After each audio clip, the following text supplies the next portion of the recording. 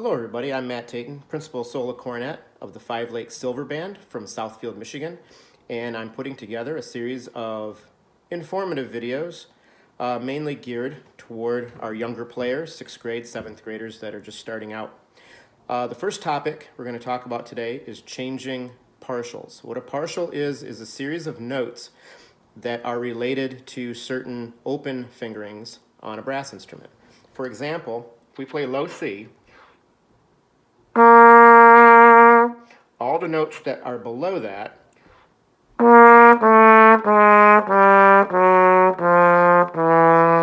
those are all related to that first partial. The second partial would be the next note you can play with that same fingering. So if I'm playing a C, the next note I can play with that same fingering is G.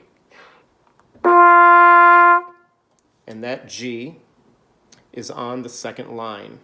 So the notes that go with that partial are the G and all the notes chromatically down to C.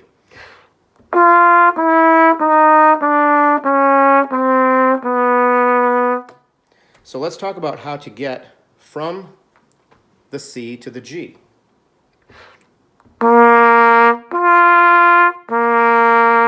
And back down without the notes changing in pitch, and without them changing in tone, and also without you adding more pressure with your arms.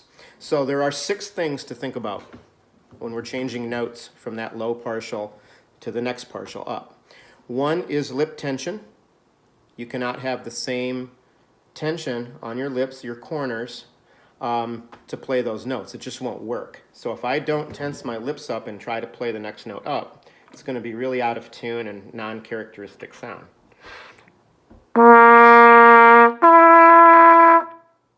Okay, so that note is not centering, and it's just not a good characteristic sound on the trumpet or cornet. The next thing that has to happen, and this is again a series of things that have to happen. There isn't a one-size-fits-all. There isn't one thing that's going to make you able to change notes. The next thing is lip movement. There has to be movement with the jaw and the lip. I use the syllables E and Ah. So E is a raised syllable. So if I'm going from C up to G, I'm going to think ta, E, ta, E. And if you can see my jaw move when I do that, I'm trying to play off to the side.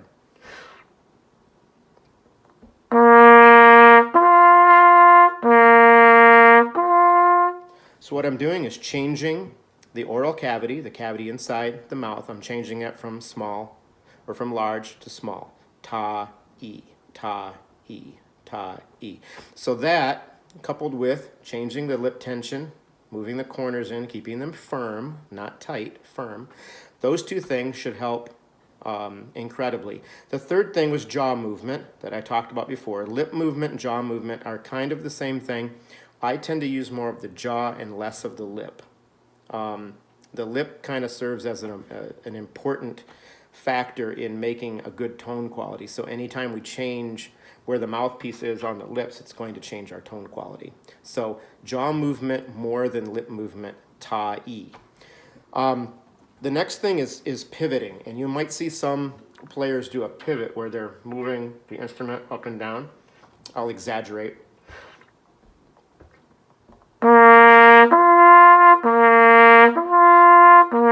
And you notice when I do that, my note kind of doesn't center. I am not a pivot person, but I know there are people that teach that and some people that play that way. So whatever works for you, a lot of this is finding out what you do on your own. Again, in this lockdown, quarantine, whatever you want to call it, you're going to be practicing a lot by yourself and without the aid of a teacher. So you may develop some bad habits, but I'm here to help you develop some good ones. The next thing that has to happen is the tongue. The tongue needs to arch a little bit in the back. Kind of when you say ta, E, if you really exaggerate that E feel, you will feel your tongue in the back arch a little bit. That has to happen in order for you to change notes. The lower that you play, the less tongue arch you're going to have. The higher you play, the more tongue arch you're going to have. For our purposes right now, playing C up to G and G up to C, the arch in the tongue is going to happen a little bit. And you'll feel it when you do ta, E. I suggest vocalizing it, ta, e, and feel what happens here. Does this move? Does your tongue arch in the back? And then the last thing, the sixth thing that you have to do is you have to alter your blowing force. You have to alter the speed of your air. So to play higher notes, you need faster air, okay? If you think of it in terms of fractions, if you're trying to play an octave higher, it needs to be twice as fast, okay?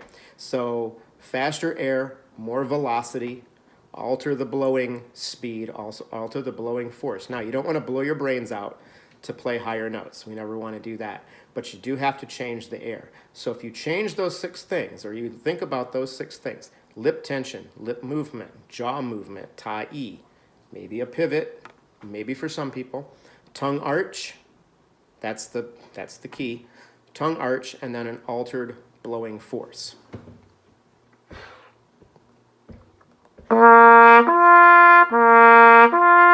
So some exercises that I would do on that.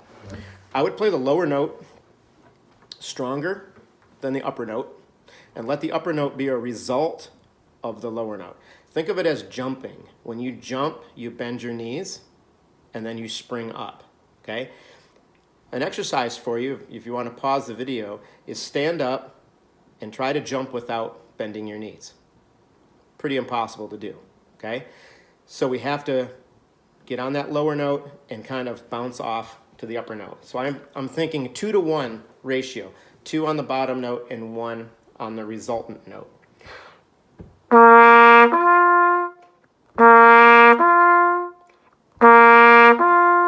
So that would be an exercise I would do. And then I would go through maybe different fingerings, try it on middle valve.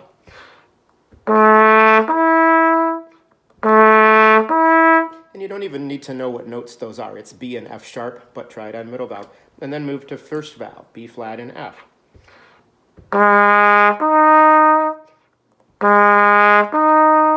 And let that upper note be a result of the bottom note. Now, once we establish that good C to G, we next want to go from G to C. So you're talking about second line G up to third space C. And it's exactly the same thing.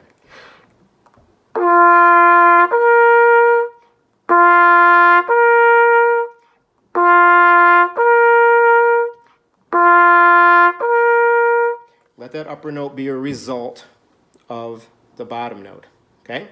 When you're solid with that, and again, it's not going to happen in one practice session. It might take 2 weeks. When you're solid with that and changing fingerings, middle valve, first valve, maybe go to 1 and 2, back up. And then I would add the exercise together. So C to G to C to G to C.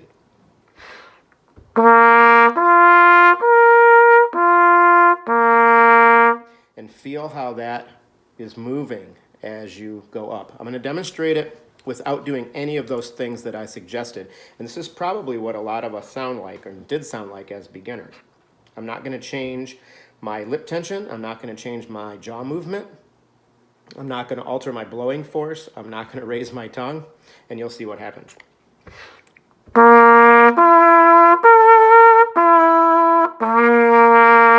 We get that kind of sound. So watch as I play. I'll demonstrate even more to this side as I move this up and down.